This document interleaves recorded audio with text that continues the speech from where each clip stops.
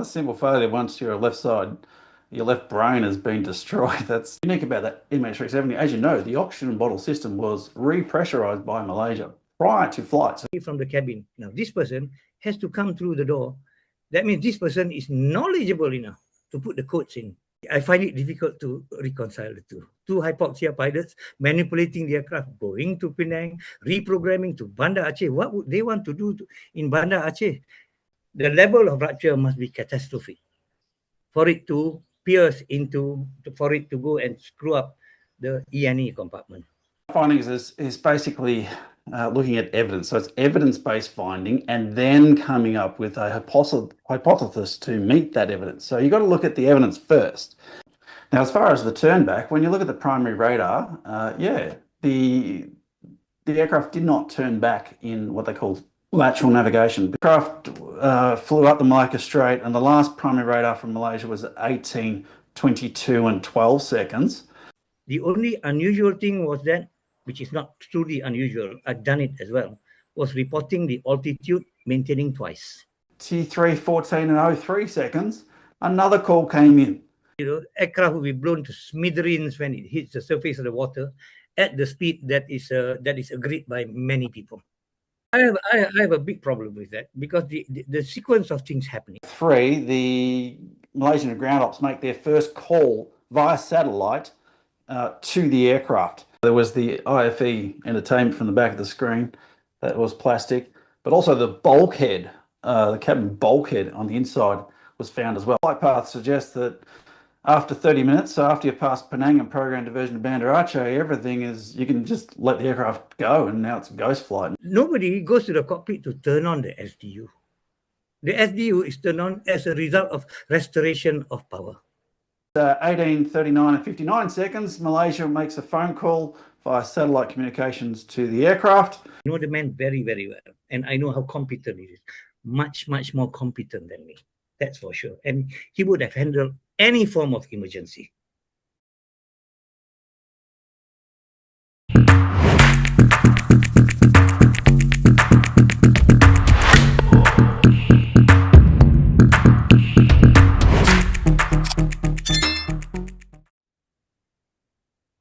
Good morning, good afternoon, and good evening to our audience from around the globe. This is your host, Sid, and it is wonderful to have you back with us for another episode of the Sit Down with Sid podcast, where we bring people together one conversation at a time. A quick note before we begin. MH370 remains a complex mystery with many conflicting theories. The views expressed by our guests are their own. Our goal is to provide a platform for various perspectives as we continue to piece together the story. Joining us today are Captain Nik Huzlan, the former chief pilot of Malaysia Airlines, who provides a unique intersection of deep technical mastery and insider professional insight into the complexities of the industry, and Captain Peter Turner, who brings over 30 years of experience in the cockpit and a veteran pilot's technical rigor to a mystery that has often been clouded by speculation. By grounding our discussion in the realities of the cockpit and the rigorous protocols of air safety, they provide a necessary veteran perspective on a mystery that continues to challenge the aviation community till date. Captain Nik and Captain Peter, it is a profound honor to have you both here, and welcome to the show. Good morning from Malaysia. Thank you. Good morning from Australia. G'day, Nik, and good evening to Sid, and thanks for having us on. Of course, it's nice to have you back on now together for round two. Okay, guys. So Captain Peter and Captain Nik, a few months ago on March 8th, 2026, we passed the 12-year mark since MH370 disappeared. How do your respective approaches, one looking at the man in the cockpit and the other at the mechanical organism, help us get closer to the truth? And where do they fundamentally diverge? Let's start with Captain Nik on this one. Nothing much changed. Basically, we did the search. It came out to nothing. I think that would be the third search. Really, came out to nothing. But what actually surfaced is much more theories which revolve around conspiracies. a chain of things happening where it results in some form of conspiracy at the end of the day, or the intentional cover up by the ATSB, and this mentioned many times, ATSB, the Malaysian DCA, and all that. So so that's where we are today. But I'm firm with what I believe from probably the 10th day, from the 10th day. And also, in all these conspiracy theories that we talk about, nobody spoke about the skills of Zahari if it was a technical problem. What was he doing in the aircraft? What was he doing? He's a top pilot, man. He's the first 200 pilots to fly the 777. We were the launch customers. The Boeing boys came to fly with us to learn how the Boeing 777 was inserted online, because they have no experience. Yes, they build aeroplanes, they test aeroplanes, but real world, they came to us. Zahari, myself, and all these people. So, in the grand scheme of things happening, transponder going off, and generators and technical stuff that's happening in the aircraft, there's not much talk about what do you think Zahari will be doing sitting on the left-hand seat with a 7-flight-old first officer. It's a piece of cake for him to handle the aircraft. And, nobody, the air turn back and all that, if it's technical in nature, recovery in nature, why did he choose Penang? Same distance to Kuala Lumpur. If you want to turn back the aircraft for some technical problem for recovery, you go back to Kuala Lumpur. It's your main base. You go back to Kuala Lumpur, all the engineering is there. I think the difference from IGARI to Penang and to KLIA, probably 6 minutes, 7 minutes. And at 350 or 330, flight level 350 or 330, I can't recall.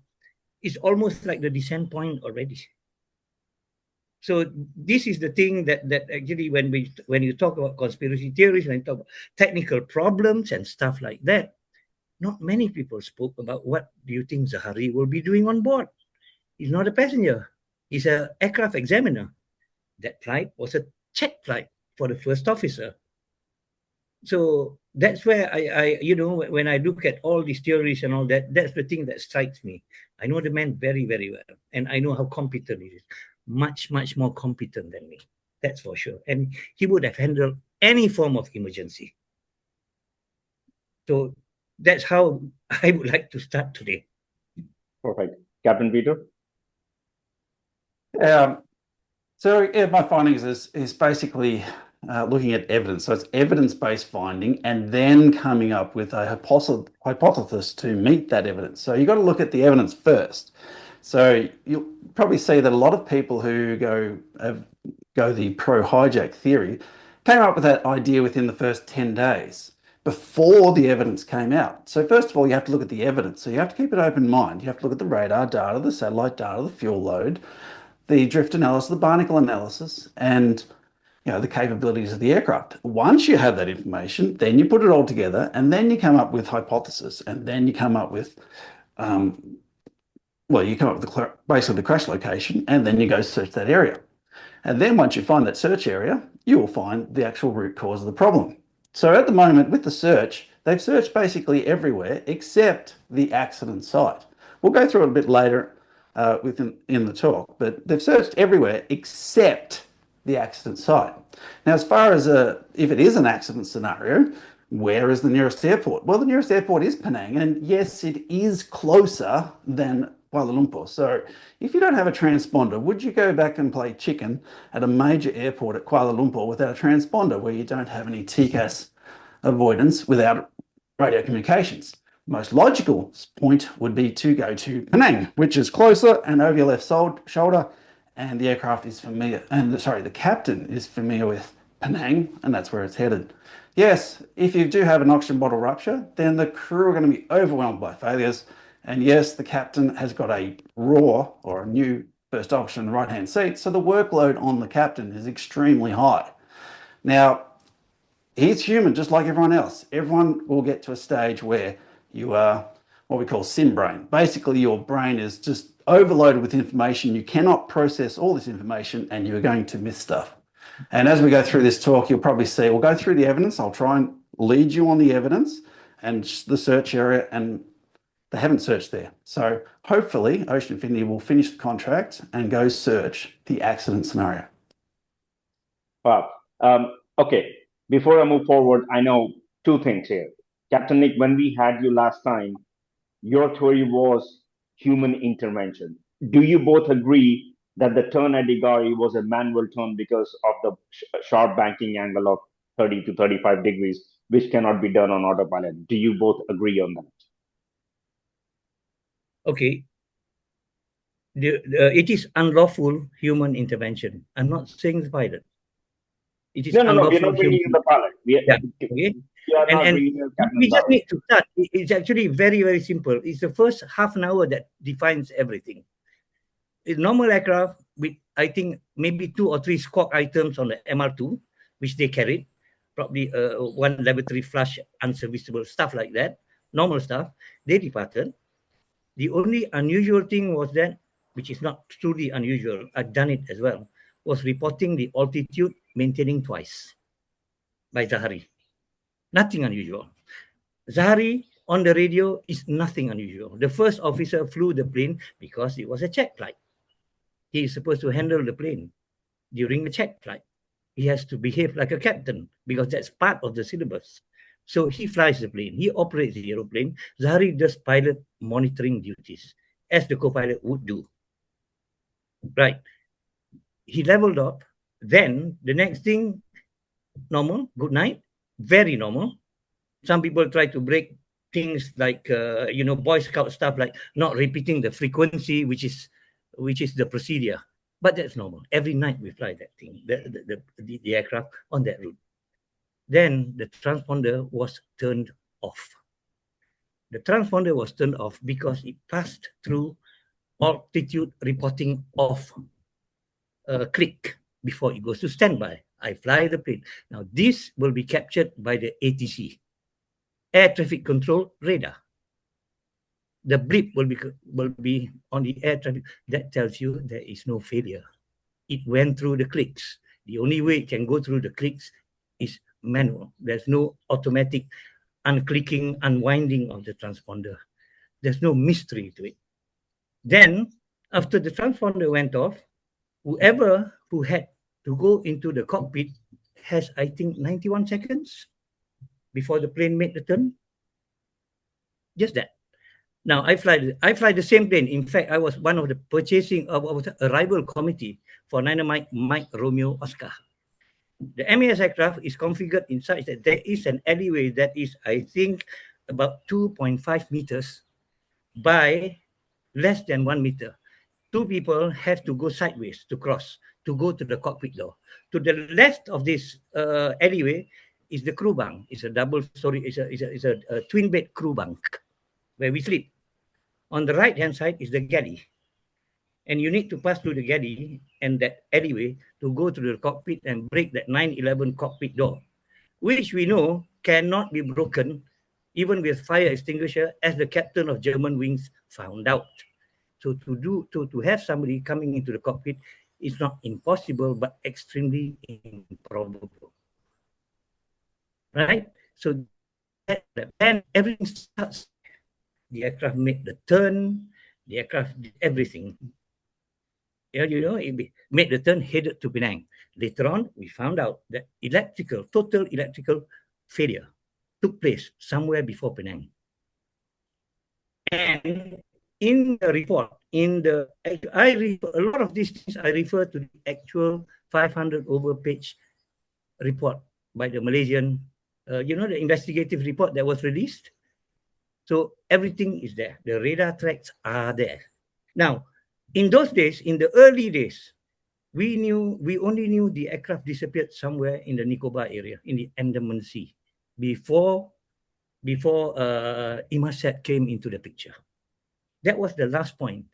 Now, the sequence of events was such that the aircraft made the turn. The authorities knew the aircraft made the turn at IGARI on I think Saturday on Sunday morning, because it came out on national TV on Sunday night.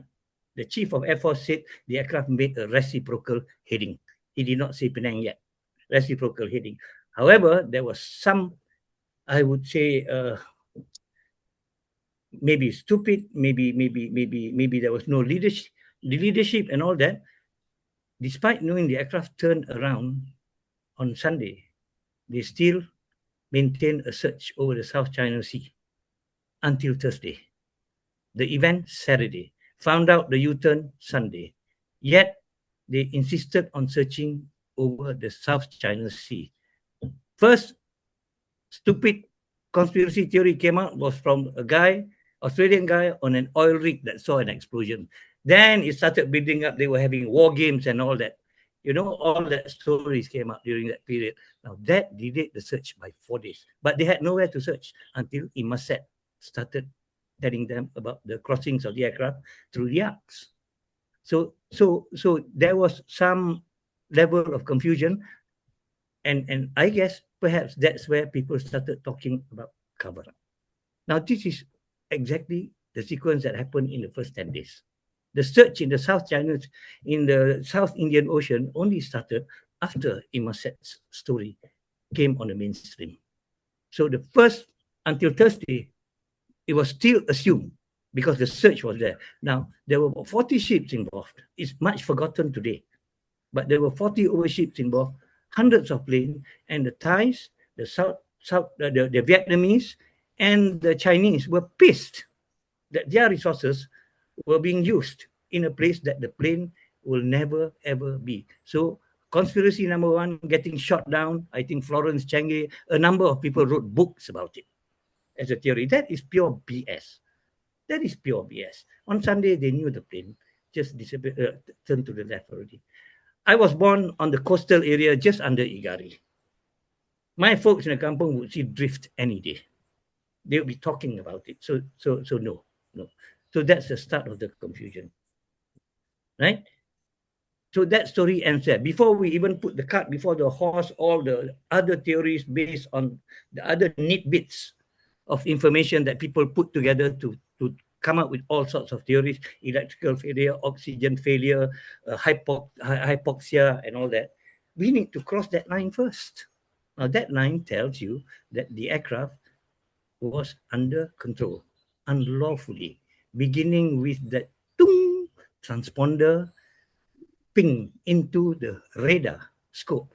We as pilots, we cannot how they say, recreate that in our aeroplane. We can just turn it off. But the radar guy that sees it, he sees your transponder, he sees your squawk code disappear.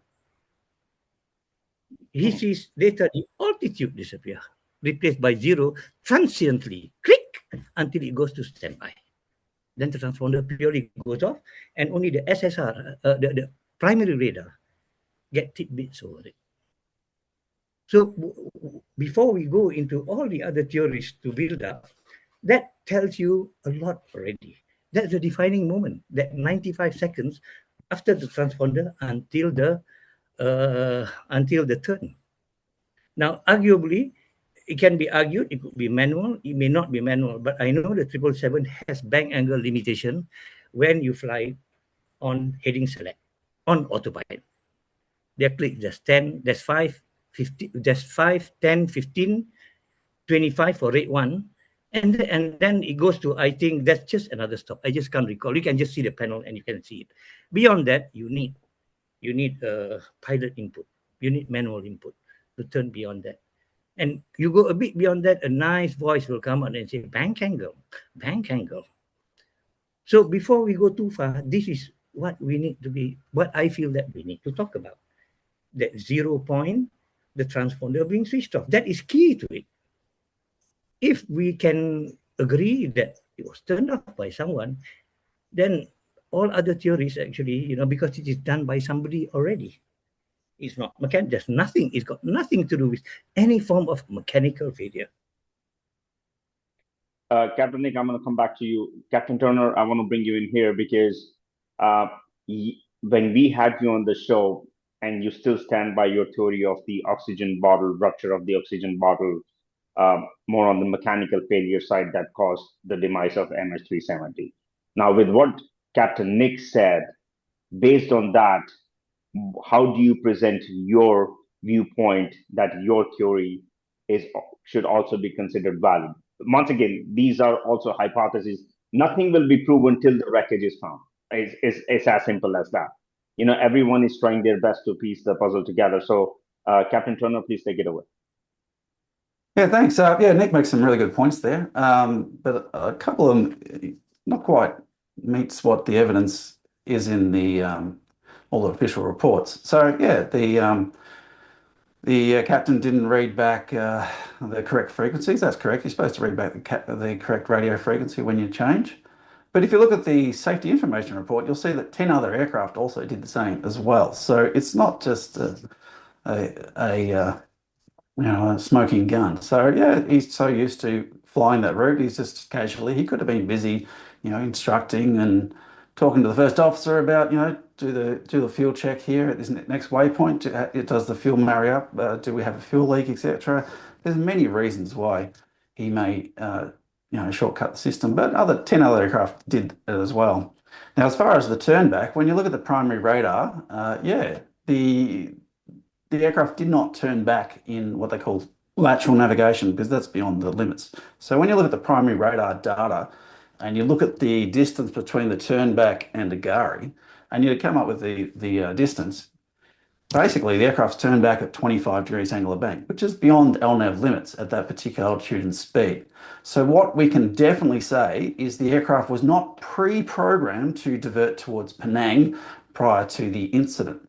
So in other words, the only way that the aircraft is turned back is either manually or in heading mode at 25 degrees angle of bank. So when you look at the radar data, it looks like it's around 25 degrees angle of bank, which is not excessive. All it's done is just done a left-hand turn towards the nearest airport. Now, when you look at the flight path, the first officer's phone was not on at Kuala Lumpur, so the first officer has actually turned his phone on en route. Now, as the aircraft will go past Penang, or to the south of Penang, the first officer's phone will connect. So at 17:52 and 27 seconds in UTC in aviation time. So basically, from when the transponder went off at 17:20 and 34 seconds, and the turn back, which was about 90 seconds later, so it wasn't immediately. So they've got a problem. They're working out this problem. Oh, okay. What are we going to do? Let's go to the nearest airport. We're not going to Beijing with all these failures. You now have a track and distance and time. And when you look at that and marry up with the other primary radar data, the speed that they diverted at was at flight Mach 0.84, flight level 340, which is standard divert speed.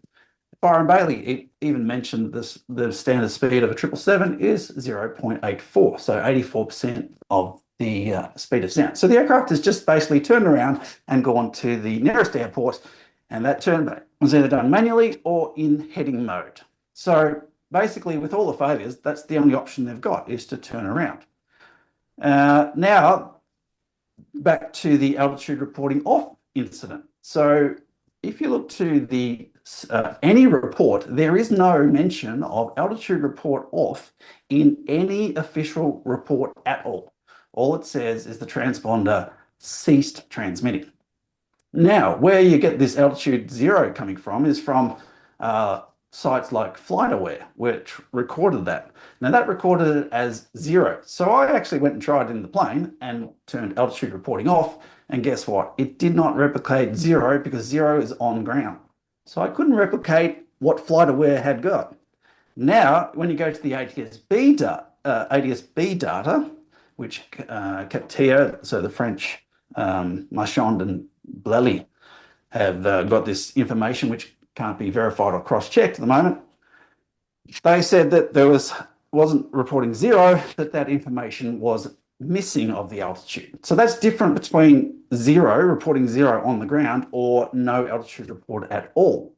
But if you look at their Genting ADS-B data, of the 3,404 points that MH370 sent to the ground after takeoff to IGARI, 595 of those returns actually had no altitude data. So in other words, 17.4% of all the ADS-B data returns from MH370 prior to IGARI were missing. So it's just the system. Now, if you've got an oxygen bottle rupture, that is in the electronics bay. Where do you think all the data for the transponder comes from? It's coming from the electronics bay right next to that oxygen bottle. So that oxygen bottle has gone boom, you've lost all that. You've lost heaps of screen, you've got electrical issues, you've got hydraulics, you've got pressurization, you've got fuel, you've got flight controls, you've got autopilot, you've got FMCs. Good luck to any crew. You've also got probably 4 of your 6 screens are missing. So good luck. What are you going to do? Divert to the nearest airport? Yeah, let's go. Turn it around. What's our option? Well, we don't have LNAV, so let's go heading or manually. And what's our standard divert speed? Mach 0.84. And why are we descending to flight level 340? Well, that is the altitude you should fly at heading towards the west. So everything is meeting so far. And remember, the aircraft's going to fly for 7 hours. 7 hours. Now, pilot hijack, if it's a suicide, it's usually Germanwings, as Nick mentioned.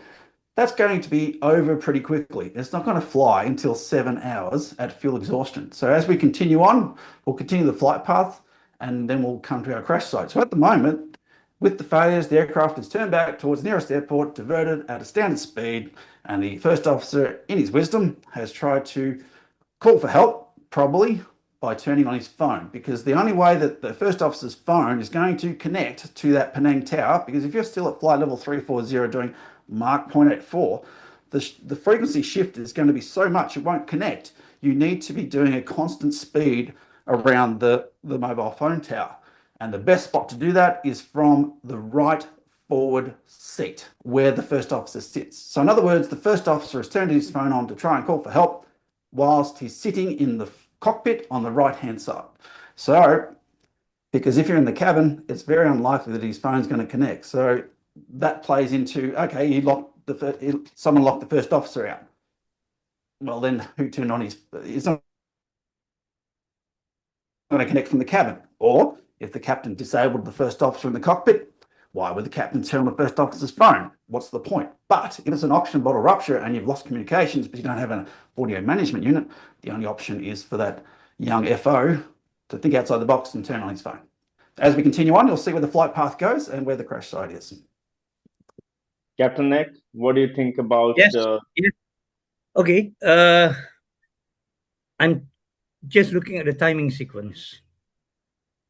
Primarily, this goes. The key ingredient is the oxygen bottle rupturing, which screwed up the ENE or the MEC, main equipment cabin or component area. We commonly call it the ENE, the ENE bay, electronics bay, which we can access from the top. Okay, never mind. So the oxygen bottles ruptured. The level of rupture must be catastrophic for it to pierce into, for it to go and screw up the ENE compartment, because the ENE compartment is pressurized. Because we can access it from flight. Obviously, it is pressurized. The oxygen area is not. So it is more likely for it, if that's any catastrophic explosion, the ribs at the side, on the right side, where it is stored, the ribs of the aircraft, the fuselage, probably will tear a hole or something like that. Okay, now, when all this is happening, and they are, as Captain Turner says, they are now desperately trying to get to grips with the situation. How catastrophic would it be if it rupture the communication? Now listen, radio 1 is wired to the hot battery bus, all aircraft. That's one reason you can't even turn it off. It's a hot battery bus, direct. Not all the components of communication are linked to one bus bar. They come from various bus bars to ensure that there are levels of protection with regards to power and ability to perform, even in degraded. Now, when you talk about VHF1, our VHF1, I mean, the bars are such that, there are tie bars and all that will transfer the electrical power quickly. So I can't understand why Zahari is keeping quiet. on the radio. Lampo control. He's already on Lampo control frequency. What he would have done is what I would have. Boom, from Lampo control, Malaysian 370. We have a situation on board. We'll come back to you shortly. He will say that straight away. Tower will come back. Roger, advises whatever you need. Then the ATC will start looking at him, clearing the airspace and all that. So now when this something as catastrophic as that, FMC, everything got, no big deal. No FMC, nothing. It's a bright night day. You can navigate, you can see the lights of Kuala Lumpur, from the glow of the light from Kuala Lumpur from IGARI. I've seen that. You don't do navigation at all when you come back at night through Kota Baru, IGARI, because you see the glow of Penang on the right, you see the glow of Kuala Lumpur on the left, you see the highway that leads to it. It's all lit up at that time of the night. I mean, 24 hours a day, Malaysia does not sleep, actually. So it's all lit up. Nobody even looks at FMC. We only program for a descent point and point to intercept the ILS. Runway 32 left or 14 or whatever that's given. And all he has to do is at emergency, we're turning around to Penang, advise Penang, or advise. And you don't even have to steer. ATC will tell you, Roger, take this heading, descend down to so-and-so, while they sort out the problem. I mean, the usual aviate, navigate, and aviate, navigate and communicate. It's not done in sequence sometimes. It can be done at the same time. As you're turning the aircraft, aviating towards Kuala Lumpur or Penang, navigating, it's just a click of the left button. Lampu control, Malaysian 370, turning around for Penang, we have a problem. We'll advise shortly. So scenario number one is already there for the oxygen to and hypoxia is when it's oxygen related, pressurization comes in. When the cabin goes up to 14,300 feet, the horns blare, pam, pam, pam, pam, and you just reach out for the oxygen, which is a click on the right or the left for the captain. It's a two-finger thing. Clip the thing, the harness blows up, put over your head, and release, the harness catches your head. So all this can be done at the same time, and Zahari will do it at the same time. Why? Because he's an AE who is, who is very conversant with the aircraft. And while the new boy is a how they say, a newbie on the aircraft, 7 flights. He's 7th flight. He's no newbie to jet flying. He was on the 737 for some years. He was on the Airbus A330 before coming up to this sort of thing. And these things are just almost like it's not almost, it's really memory item. Secure the aircraft and secure yourself so that you're not unconscious. So these oxygen bottles, did it all rupture? And if it's a case of hypoxia that comes in, it takes a bit of time. There's sufficient time for the captain to start doing his emergency descent, which again is part of the sequence when something like that happens. And if you have a rupture that gives some form of structural failure, it must be catastrophic for it to destroy everything: communication, autopilot, FMC, the whole enchilada, right? He will not be flying at 0.84 because we have a checklist that tells you when you suspect rupture and all that. The next thing is you want to reduce your pressure differential. So you start descending on the spot. And down there, it's already in Zahari's head that the minimum safe altitude at that point is 10,500 feet. He can just drop the plane to 10,500 feet in an emergency descent situation, bearing in mind possibility of structural approach. And the aircraft will jump, the initial descent rate of the aircraft will be 4,500 foot a minute. You lose 9,000 in 1 minute. You lose 9,000 in 2 minutes, 9,000 feet. So, this is the sequence of how things are going to happen in a scenario if the oxygen, if it's truly catastrophic, the aircraft stop flying on the spot. The front will come out, just like MH370 that got shot. So unless it is purely really something that can blow up, the rupture is different.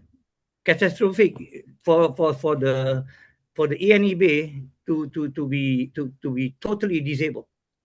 There are racks of it. There are racks of it, and the exact positions are all. And there is a protection. How they say it? There is a bulkhead. It's a very tough bulkhead to keep a 7. Yeah, the 777 goes to 8.1 psi pressure difference. So Captain it is Turner? serious stuff. Pardon? No. It is serious. Yeah, it is serious stuff.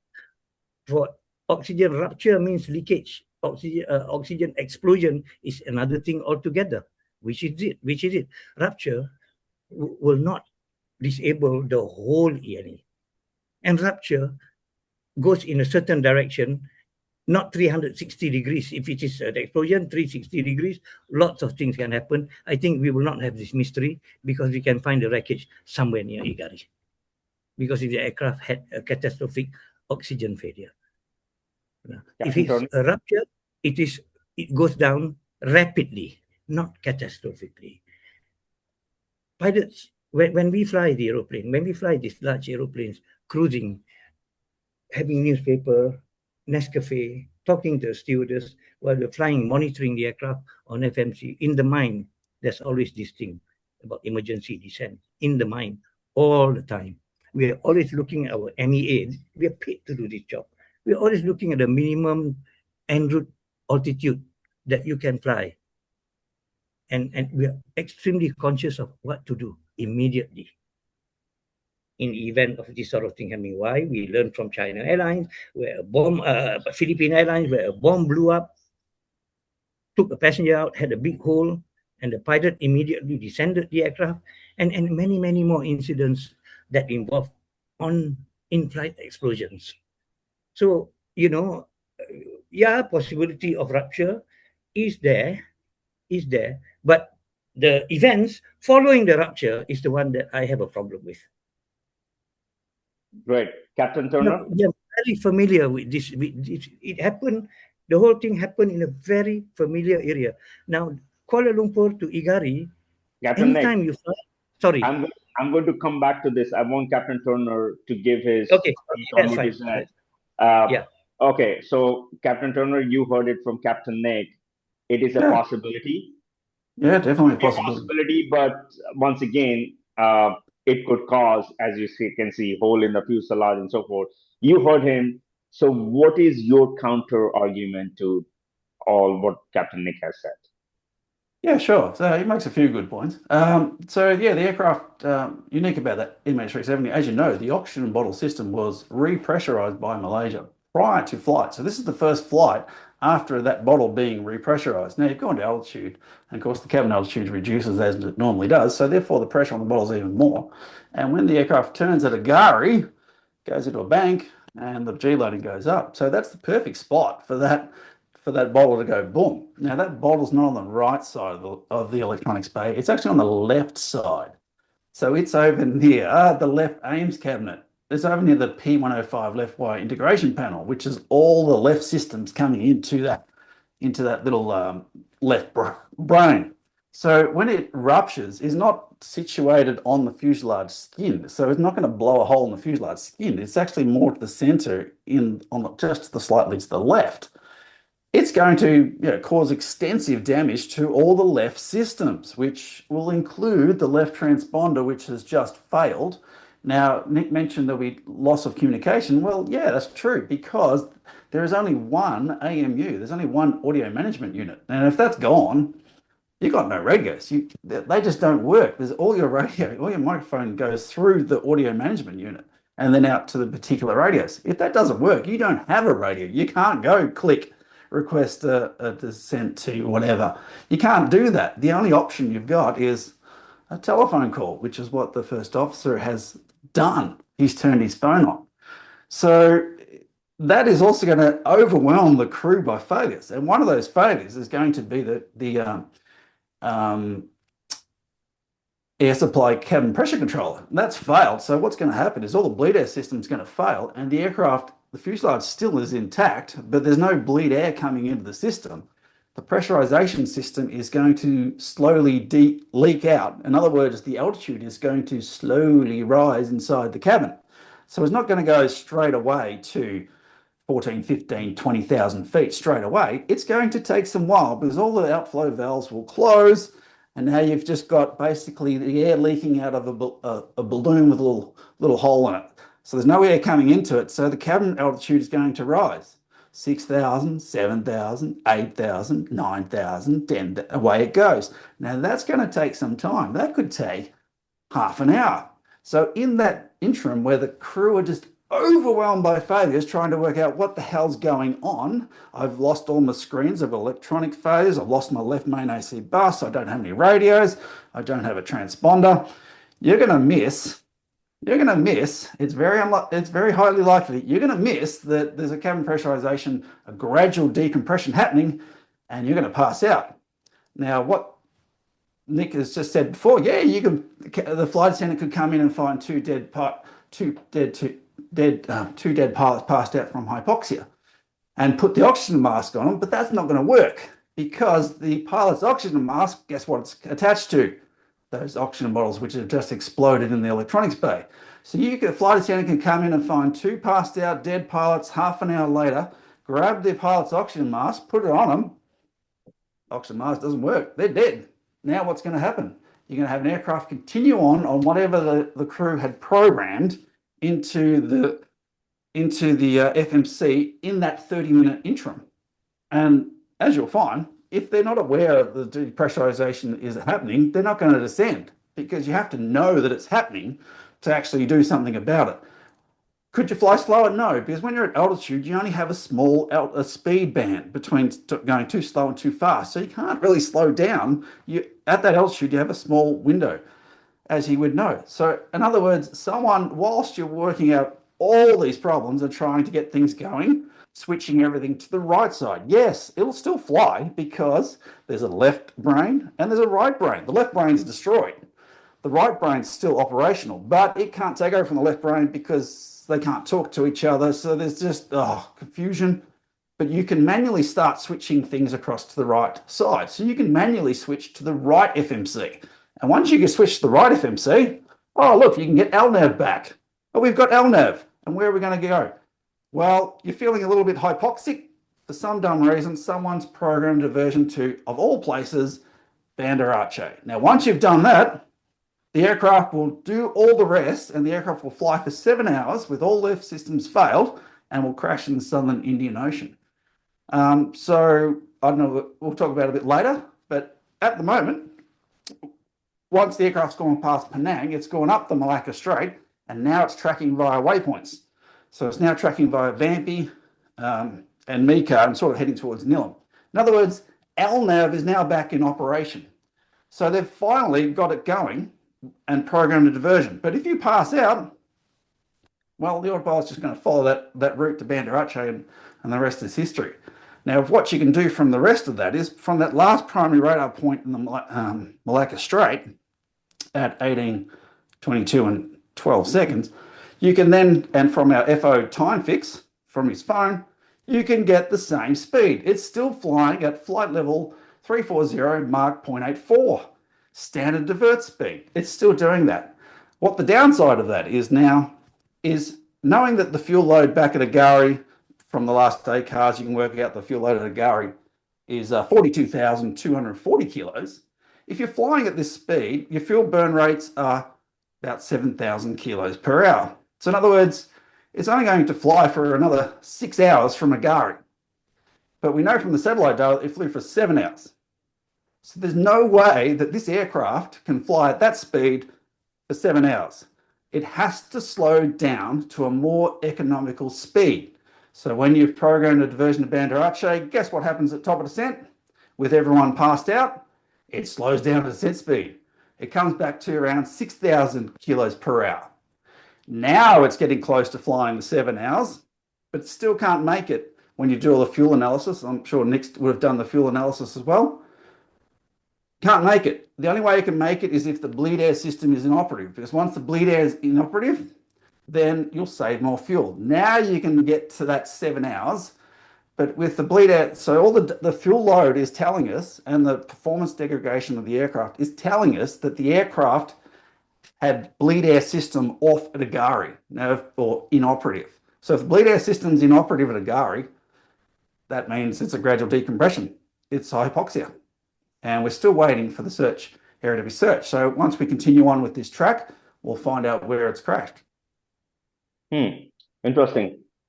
Captain, do you have anything to add to this, or I should move on to another I topic? have a big problem with that, because the sequence of things happening. You know, okay, the oxygen ruptured. It must be near IGARI, because the transponder went off, because the oxygen ruptured. Decompression event follows. Now, the spill valves are designed to fail open. They're not designed to close on removal of electrical power. There is a reason why. That's reason.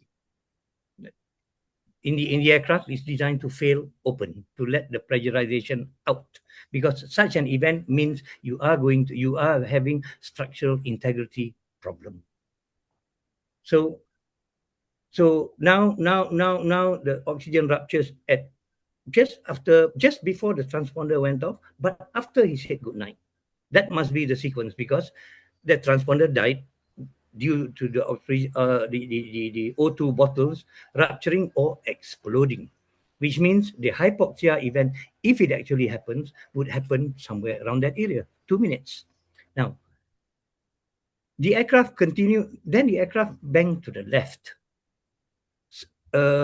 Apparently, for some, they say without autopilot, but Captain Turner believes it's with autopilot, although the people are leaning, if investigators based on trajectory, turn angle and all that, it's based on the bank angle. It is beyond what is being done, what can be done by the autopilot under lateral or heading select under an auto flight situation. Right? So fine. Now there is a reason why they believe that the aircraft made such a rapid turn at IGARI, is because it wants to avoid going into the Thai ADIZ zone. And it follows almost the Thai-Malaysian border to Penang at a certain flight level, which happens to have hypoxic pilot. Why? Because the oxygen already ruptured minutes ago. Now, okay, that's another thing.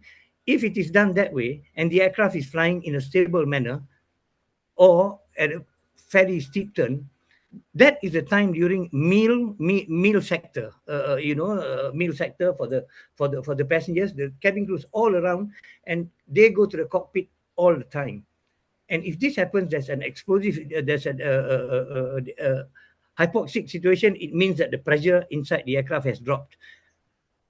Fair enough, it does not go up very fast, as Captain Turner said, but as it creeps up to 14,000, then you'll get the horn already.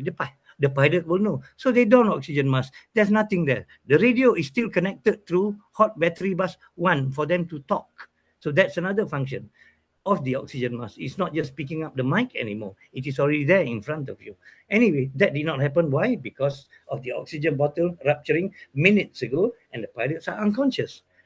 Now, if the pilots are talking to themselves, then they're not unconscious, and they're talking to the co-pilot. Let's do this. Let's go to Penang, the nearest airport, and they turn there. What are they doing at flight level 340? How far after the turn to Penang are they? They are just 100 over nautical miles to Penang, to Bayan Lepas Airport. 35,000 feet, you descend at about 100 nautical miles.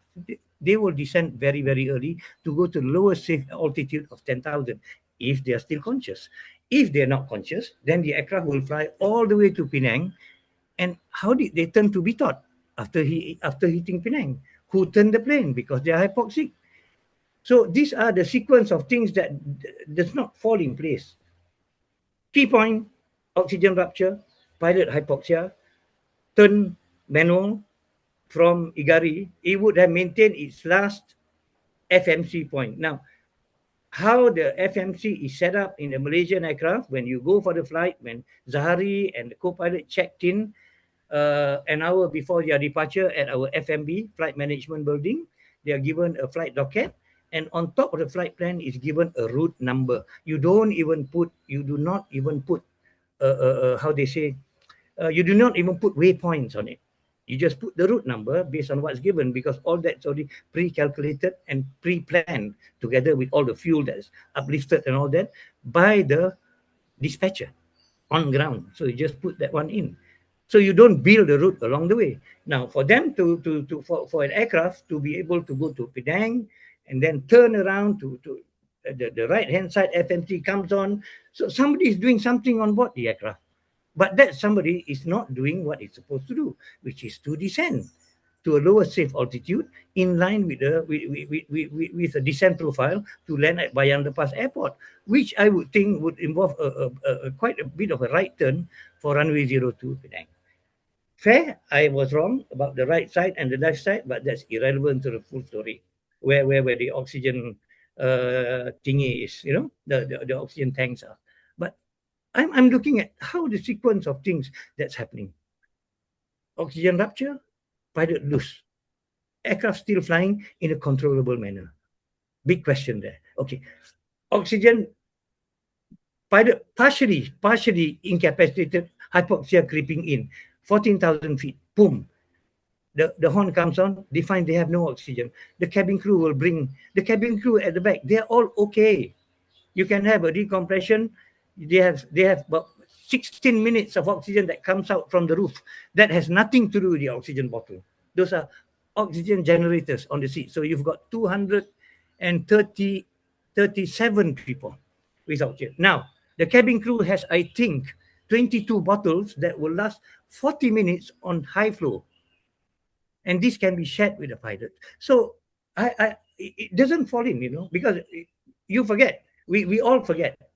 Everybody seems to forget the human element in the aircraft if a technical problem happens. Nobody talks about the human element, what the crew are doing on board. So, when you put this element in place, yes, hypoxia, pilot looking unconscious, a little bit weary, queasy, cabin crew will know what to do. They want to preserve their life.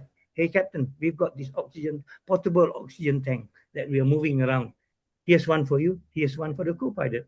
Everything is secured. If the FMC comes on, I do not know where the auto flight comes on.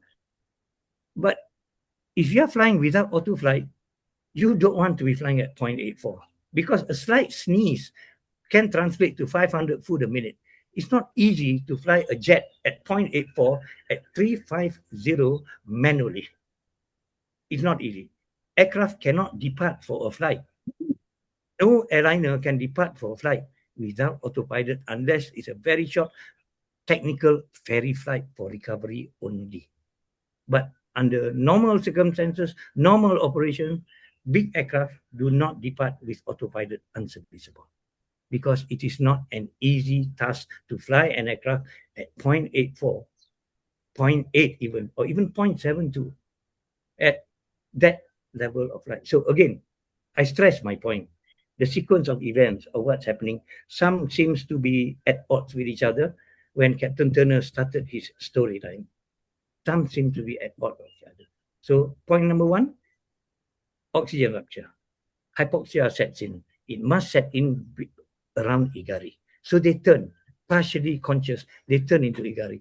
At the same time, if they have the capability to calculate, turn, make a decision to go to Penang, they would have the capability to keep themselves alive by getting the oxygen, the spare oxygen bottles, because there's none in their oxygen, in the crew, in the cockpit oxygen harness, there is none, which I agree with what Captain Turner said. In a rupture situation, that oxygen is gone.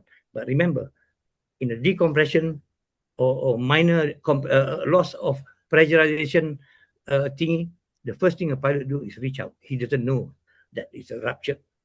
He doesn't know there's no oxygen there, but he will know, but he will still do it because it's a 2-second thing. Put on board, secure the radio. When you put that mask on board, the first thing you say to the co-pilot is check radio to make sure that the intercom between the two of you are on. This is what's happening in the cockpit if an oxygen rupture issue happens. What happens with the aircraft? There'll be trace of the aircraft flying on its last. If people are unconscious, it will just maintain its track as per what it's meant to be. Or if everybody's unconscious, then the aircraft on manual will eventually spiral down, even with power. It will not fly the same way. Remember, pitch changes are occurring on the aircraft during this emergency period for the very reason that the cabin crew will be in the cabin, making sure the passengers have donned their oxygen mask. And what they're doing, they are moving back and forth, back and forth. Moving back and forth on a large aircraft like that is a lot of leverage on the center of lift, on center of gravity. It shifts. And this will make the aircraft go up and down, which means the pilot will still have to maintain flight level 340 manually as the CG shifts consistently with the cabin crew running up and down, trying to secure the cabin, put some order in the cabin, while the captain and the co-pilot are handling this. So this is the issue here. The question is, if they're unconscious and the autopilot is off, why was it still maintaining flight level 340? Why was it not erratic? If they were conscious, why did they not descend? And I still back the question. Whatever the failure, radio one, hot battery bus. Radio 1, hot battery. The ASP, the audio selector panel, is on the right-hand side pedestal. That is direct from the battery bus for VHF1. Not everything goes into the ENE bay. Basic, number one, the communication radio. Most jets, they have one radio that is on hot battery bus. They have one navigation item. Now, they don't panic if everything goes down because you still have your standby instrument, which again comes from the hot battery bus. They still have the normal artificial horizon. They still have the combination airspeed and all that from the static. So I can't see how the sequence fall into place that the aircraft became sometimes uncontrollable, but at the same time controllable, navigating controllably.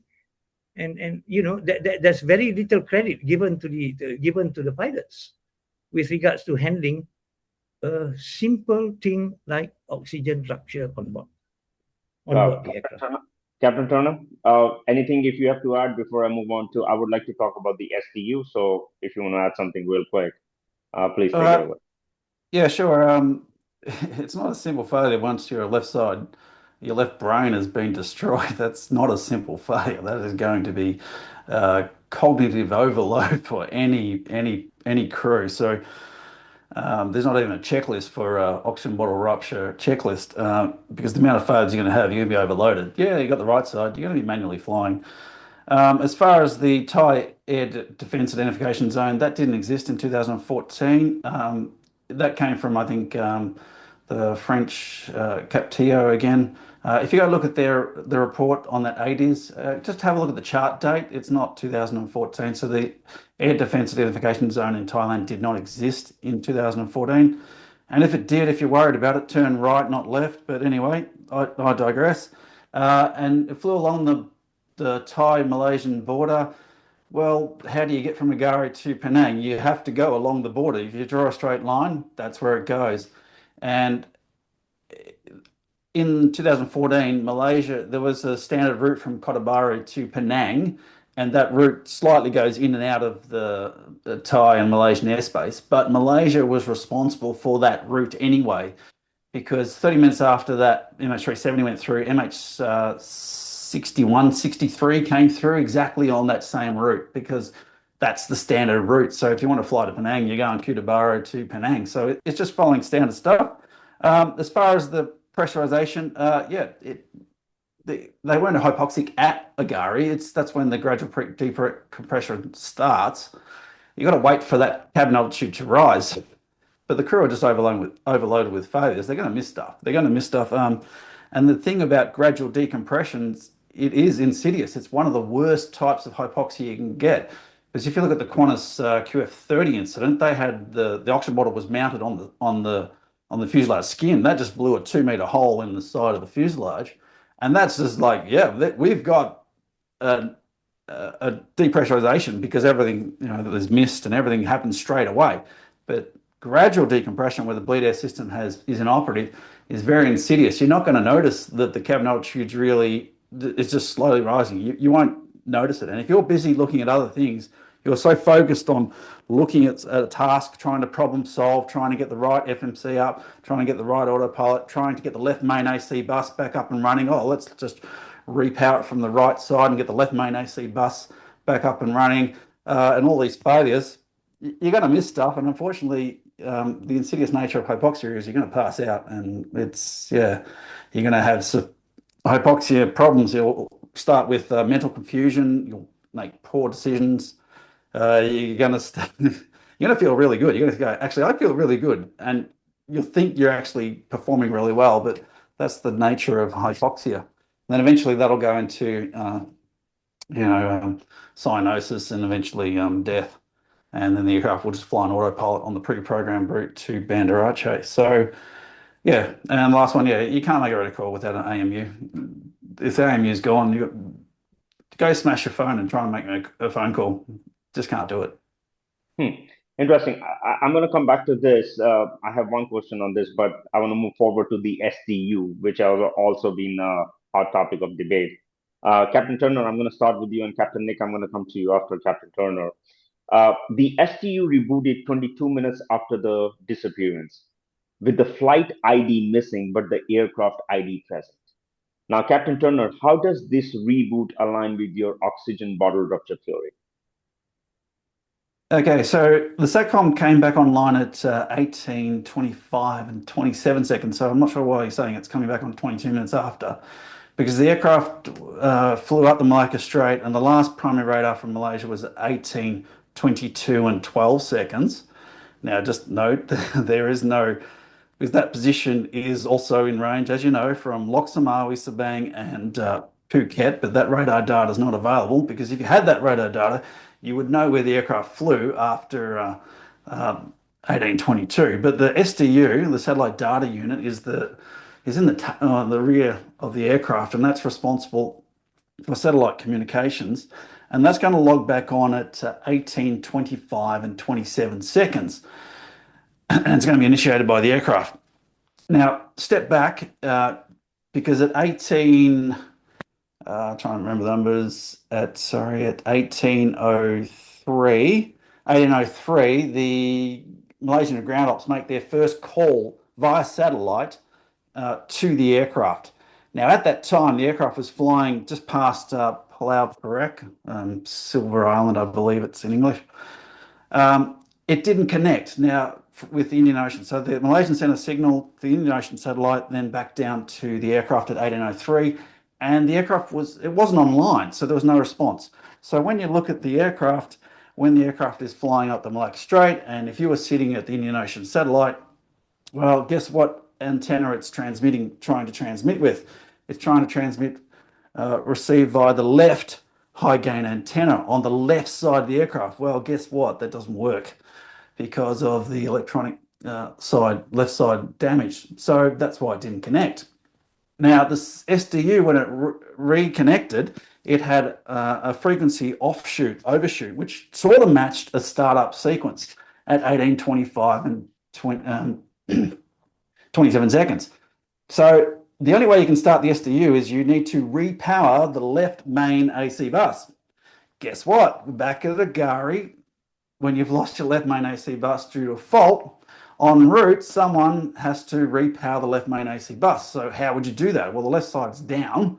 The only way you can do it is either APU or switch from the right side. So someone en route has just done a checklist, which is to try and get this plane back together by doing the left main AC bus checklist. And once you do that, that's going to repower the SATCOM, but it can't transmit until it gets a serviceable antenna, and that's the only serviceable antenna on board will be the right high gain antenna.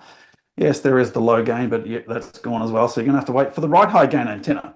Now, when's that going to happen? Because once you get to 1822 at Mika, at 1825 on this autopilot route to Bandar Aceh via Nilam, San Albert, Bandar Aceh, guess what happens? The aircraft turns on autopilot by itself, and now it turns towards the south. And guess what time it exposes the right high gain antenna? Exactly at 1825 and 27 seconds. It is too coincidental that the log on from the aircraft occurs at the exact time that the right high gain antenna is exposed to the satellite as it's turning at Nilam. Now, so that left main AC bus has been repowered. Now, when you look at the overshoot at the signature of it, the first BFO at 1825-27, there was actually a couple of little exchanges in there. The first one had poor signal quality. It wasn't actually a really good signal.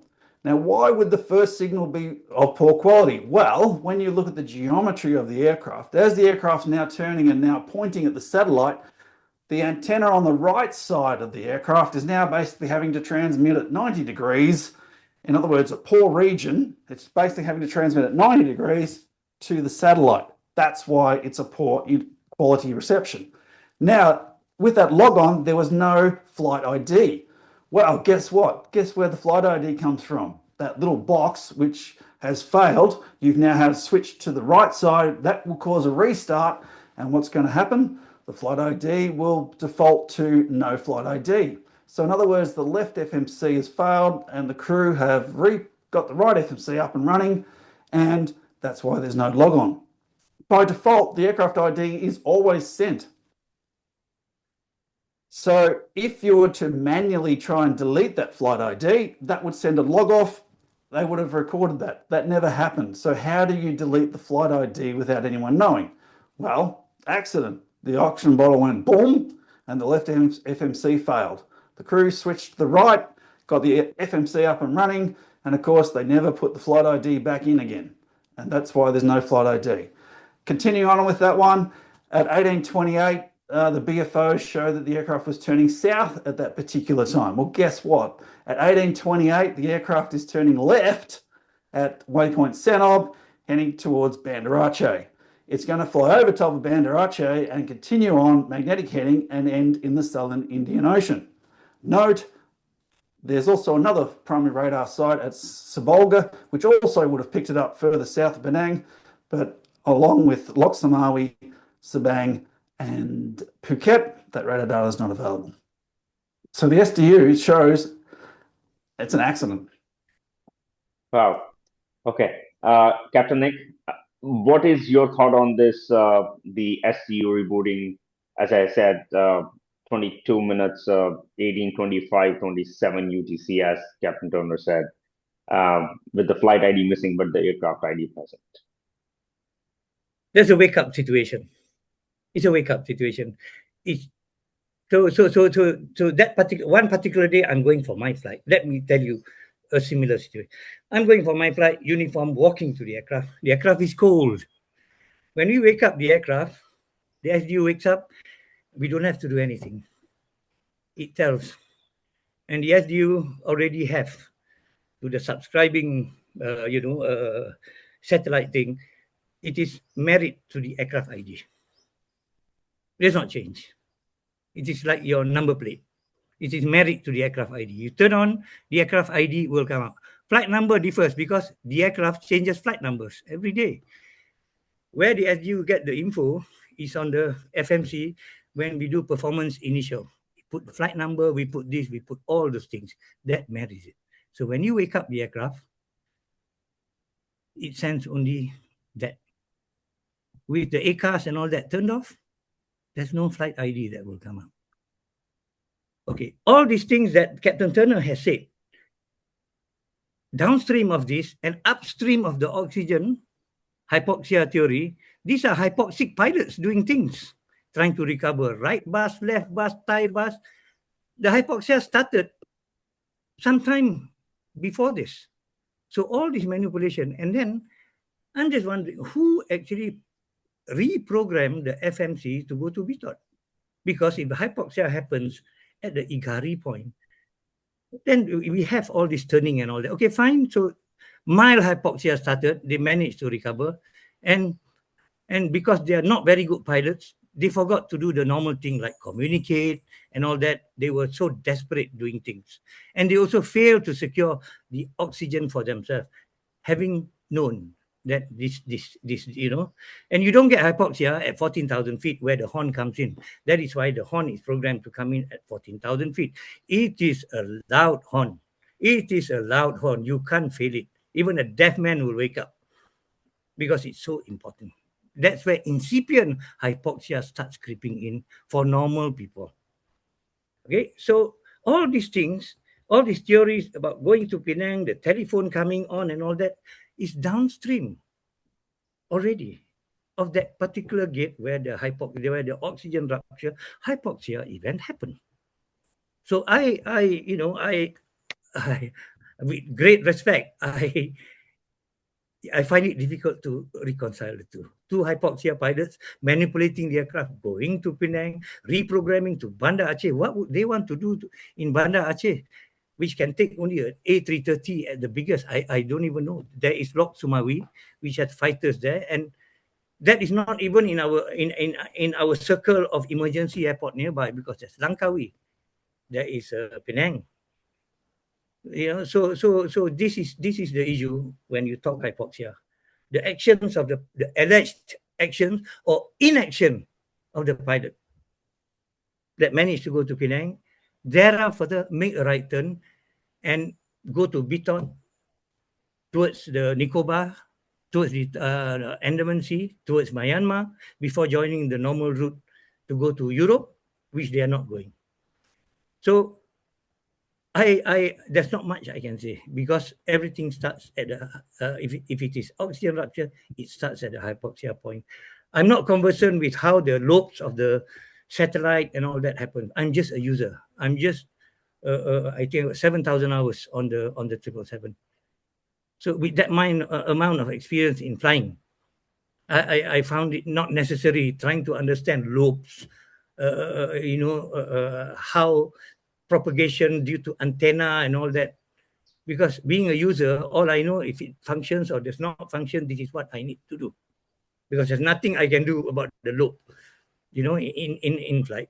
So I don't know. I can't verify. I can't disagree, or whether I can agree. But what I know is this: everything that is spoken is after the hypoxia event. So there are things being done by hypoxic pilots, almost sensible things, trying to recover the aircraft. Captain Nik, could it be? I know Captain Turner had said that someone tried to reboot the FMC, if I remember correctly. Could it be? It could be someone else, a human intervention. So if the pilot and the co-pilot were hypoxic, okay, let's say that, okay. I understand your point of view where you're coming from, Captain Nik, and I also understand Captain Turner's point of view coming from a technical standpoint. So let's say if the pilot and co-pilots are hypoxic. Yeah. The only thing that stands out based on what Captain Turner is saying is, Captain Turner, please correct me if I'm wrong, it has to be someone else who is trying to manage the plane if the pilot and the co-pilot are hypoxic. Because as you said, all these events are happening post IGARI turn, when the mild hypoxia sets in. So once the hypoxia sets in, and you had mentioned the stage as well, Captain Turner, only someone manually can do some things, reboot the FMC, whatever, Do you both agree that that could be a possibility of a human intervention, regardless of any theory or oxygen burden? Fine. Two hypoxic pilots, cabin crew in huge panic, securing the cabin, and somebody had the presence of mind to go to the cockpit, use the code to unlock the door, because the codes are given, and it is not overridden from inside the cockpit because the pilots are hypoxia. And the autopilot is off because of the rupture. The FMC is off. Everything is ducked in front. And somebody managed to go in and reboot and do all these things. Right? Is that what you're telling me? Whatever Captain Turner has described was done by someone on board the aircraft, the recovery-wise, since the pilots are hypoxic, as per what Captain Turner has said early in the stage at IGARI. All these things is downstream of IGARI. The rebooting is 22 minutes later, right? So pilots are already, gone hypoxia, which means somebody from the cabin. Now, this person has to come through the door. That means this person is knowledgeable enough to put the codes in, because the doors are locked. They'll knock, they try to open, no response, and they will tap. Obviously, they'll call on the phone first, because these are not hijackers. These are people trying to save themselves. So they'll call on the phone, Captain. It's what we do. It's normal. There's 10 cabin crew there. They will assign duties. And cockpit communication is the first thing you do in any cabin emergency. throw one girl, Captain, there's some problem. While the people are doing their job. Okay, fine. 239 people on board. 2 in the cockpit, leaving 237. Who is this person among the 237? Let's take a look. 40 of them are Chinese nationals over 65 years old. They regularly come to Genting Highlands on various flights because we know police have their record, and they go to Genting to gamble. Some are illiterate, some can only speak Mandarin. So maybe it is not far-fetched to push them out of the picture. So you start looking into those with some level of capability, with some level of opportunity and dexterity. And the motive very simple, they want to save their lives. So these three things meet. That leaves maybe by the time you start fishing people, oh, kids, there's what, 14 of them below 16 years old, kick them out. So start kicking people out, So you are stuck with one triangle that includes the 10 cabin crew. Because they know the codes and all that. They know, they have an idea. They know that the aircraft is controlled from the cockpit. They know the autopilot is controlled by turning some button. Some of them know heading select, because some of them do want to know auto flight, And I can teach you how to fly a 777 using auto flight in about 40 minutes. Okay, anyway. So you start putting things in order, throwing people out, so that all this manipulation, as alleged by, as very well drawn out by Captain Turner, this must happen in a sequence beyond the hypoxia. And nobody goes to the cockpit to turn on the SDU.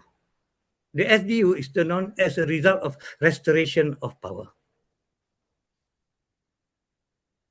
So you're saying the SDU is not rebooted manually? No, I'm saying that when you take, you see, I also have a theory of what happened after that. Remember, I'm sticking to my human intervention. Yes. I'm also sticking that after the turn, everything is under control. One person in the cockpit. Human intervention, it cannot be done by two people, because two people cannot agree to sit in the cockpit with 238 dead souls for 6 hours. You have to be a super person to be alone in the cockpit, or to be together in the cockpit, to agree to do this. Okay, anyway. So this person needs to come to the cockpit, and the thing is, somewhere along the way after IGARI, but before the rebooting, total power removal from the aircraft was done. The aircraft went dark, totally. Total power removal. Each engine, really? 2 generators. Wow. This is the first time I'm hearing this. Wow. Yeah, okay. This is a theory. For the SDU to come on, this is a theory. 2 engines, 4 generators. All can be taken out. APU, put it to start and off, and it will not auto start. Before all these things happen, remember, total loss of electrical power means the APU will auto start automatically. And then the red will drop as well. So all these things are done, total removal. Aircraft was flown in the dark, because you can fly the aircraft in the dark. It is not a problem.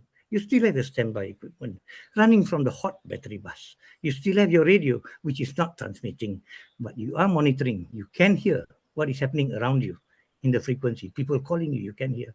And then at some point, the aircraft depressurizes. At some point, the power is restored back in order to fly into that Dastardly, to execute the Dastardly plan. Okay, now, for the SDU is part of when you turn back everything on, everything wakes up, the SDU and all that. However, as far as the FMC is concerned, I just woke up. So there is no flight number, there is no nothing there. Okay, so that is how the SDU woke up without this, without the flight number coming on. And that is how the aircraft can be flown perfectly with autopilot until the last point. And the big argument about spiral, soft landing and all that can come later. So that is how it could happen. Or B, boom, hypoxia, everything went off. Then pilots are dead, eventually dead. We agree they will die. Aircraft fly merrily at 34,000 feet without autopilot, without pilots controlling, head toward Penang. Somehow made the turn to the right to go towards Bitot and end up where the 7th arc, somewhere around the 7th arc. All these flights are done after the pilot had hypoxia after 119, I think, last transmission, until the transponder was taken out by the oxygen. Swiftly, thereafter, pilots taken out by the oxygen. Downstream of that, all the stories are happening, involving pilot action, trying to recover the aircraft, while agreeing that the pilots had hypoxia. So this is essentially what Captain Turner? when you talk about logic, you know? Yeah, Captain Turner. Okay, do you agree? So, based on your oxygen rupture bottle theory and some of the things that you mentioned, do you agree a human intervention possibility, someone manually doing all of this? Oh, definitely. Yeah. So, yeah, someone has to be alive for at least 30 minutes. And now, if the gradual decompression, yeah, they can be alive for 30 minutes and then they pass out. And yeah, the flight path suggests that after 30 minutes, so after you pass Penang and program diversion to Banda Aceh, everything is, you can just let the aircraft go and now it's a ghost flight and away it goes. As far as the warning, yeah, so that the cabin altitude warning, yeah, that comes from the electronics bay. So you got to, if that's destroyed or partially destroyed, there's a doubt on whether they're going to get the warning as well. And you've got to remember both of those two pilots were smokers. Now, both of them are smokers. Now, the problem with smoking is it makes you more susceptible to hypoxia. So if the warning's going off at 15,000 feet and you're a smoker, then your tolerance is less. It may be equivalent to 20,000 feet, and you're going to do some stupid things. You're going to make poor decisions. So yeah, who programmed the diversion to Banda Aceh after passing Penang? So you've either got one of the two pilots who are now suffering from 30 minutes of gradual decompression. They're now hypoxic and they're making silly decisions. And they, for some reason, they divert to Banda Aceh of all places. Or you've also got a flight attendant on board who has a flight simulator at home. Not many people know that. But on board, there is a flight attendant who has a flight simulator and knows how to fly a 777. Unfortunately, he's not around as well. You've also got a paxing engineer on board. So any of those four, they're my top four, program diversion to Banda Aceh. Now, once you've done that, the rest is history. The aircraft will continue on over the top of Banda Aceh and continue south at descent speed. Carry on, sorry. I think he's on the phone. It's fine. He's on the phone. Okay. Yeah, carry on. He's on the phone. Lucky he's not flying at 34,000 feet and doing Mach 0.84, otherwise it wouldn't connect. It'd be nice if we also had the first officer's connection at Banda Aceh, because if they released that, I've tried numerous times to talk to Indonesian telephone communications. If you can actually get a log of the first officer's phone connecting to a Banda Aceh mobile phone tower, then you've got another position fix, and then that would have narrowed the search down miles. Would have narrowed it down to a small area, but you don't have that. And you don't have the Lok Samawi, Sabang, or Sabolga, or Phuket radars. So if you had any of that, you would have narrowed the search down substantially, but unfortunately it's not available. So as the aircraft goes over the top at descent speed at flight level 340, the aircraft will then, in LNAV, will divert to, at the end of route, it'll divert to magnetic heading. So now it'll just maintain a magnetic heading and continue south to the southern Indian Ocean. Now, at 18:39 and 59 seconds, Malaysia makes a phone call via satellite communications to the aircraft. It connects this time, or because it's connecting with the right high gain antenna, so it connects. But everyone's dead. That's why it went unanswered. Continues on, passes arcs 2, 3, 4, 5. Then at 23:14 and 03 seconds, another call came in from the ground to the aircraft. Again, that's connecting through the serviceable right high gain antenna because the aircraft's heading south and the Indian Ocean satellite's over to the west there. So it's connecting with the right high gain antenna. It's still on magnetic heading. Again, it connects, but it goes unanswered. Again, they're still dead. They're still passed out from hypoxia 5 hours ago. So the aircraft still meets all that. Now, this is where the beauty is, because at a constant magnetic heading, it would actually overshoot arc 6 and 7. But what you don't realize is you've got to go back to the top of descent point when everyone's dead. Because remember what else was inoperative? The left auto throttle. So if the left auto throttle is inoperative, at top of descent, the aircraft has to slow down from Mach 0.84 to the descent speed, which is around 268 knots indicated. Now, if the left auto throttle is inoperative and everyone's dead, how is it going to slow down to 268 by itself? Well, it does. It still has an operational right auto throttle. And that the lever is going to come all the way back to slow it down to 268 knots whilst maintaining flight level 340. So what do you got? You've got asymmetric thrust here. The left engine from top of descent, so up near Mikar, which is north of Banda Aceh, is still operating at a high thrust, and the right engine is now at a very low thrust. Continue that on for 5 miles, and guess what? The left engine is going to flame out first. So when it flames out, the right engine, which is right auto throttle, which is operative, will power up to try and maintain 268 knots, but it can't because it's above its single engine service ceiling. So the envelope protection kicks in and the aircraft will override the altitude and go into a small descent. And when you look at the phone calls and the the phone call, you actually need a BFO of a slight descent. And guess what? That's what it's doing at that particular time. Now, because it now gets to stick shaker speed and it's going a lot slower, it now doesn't overshoot arc 6 and 7 and crashes down at 34 south, which has still not been searched. So before I show the search areas of what they've done, back to Nick's question, he mentioned that the rat would be possibly total power failure. If the rat comes down, then the fuel flows requirement will go up because of the extra drag of the rat turbine being out, or the ram air turbine being out. Already, we can only fly the 7 hours if we've slowed to descent speed with the bleed air system inoperative, and because the right engine, there's a difference in the right engine PDAs, that differential is the last little straw that makes it capable of flying the 7 hours since IGARI. But if you had the rat out, there's no way that the aircraft could maintain 7 hours with the rat deployed. The fuel flows would just be too high. So there's not enough fuel to make it get there. So now, if we now look at the statistics of it, is this a good time to talk about the statistics, Sid, or should I wait? The Bayesian. The search images? The Bayesian analysis. Yeah, please go for it, please. Okay, so when you look at the statistics of it, there was a Bayesian analysis, which I think I sent you a screenshot. Now, that was done back in 2016, Bayesian. That was done by some scientists, so Davey, Gordon, Holland, Rutten, and Williams.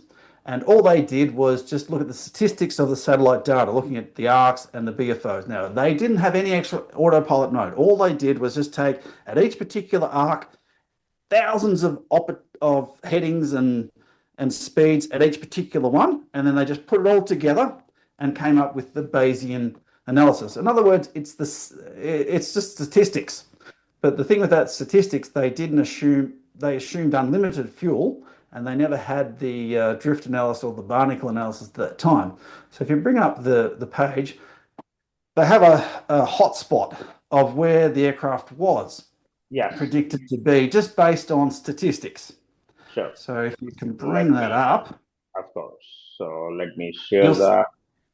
You'll see that the hotspot was more like 38 south, but the problem with 38 south is it's struggling to get fuel to get down there. So that's the Bayesian analysis one, November 2015. You can see it's down there at 38 degrees south latitude, and that's the 7th arc there in black, and you can see the 6th arc there in like a yellow orange, I think it is.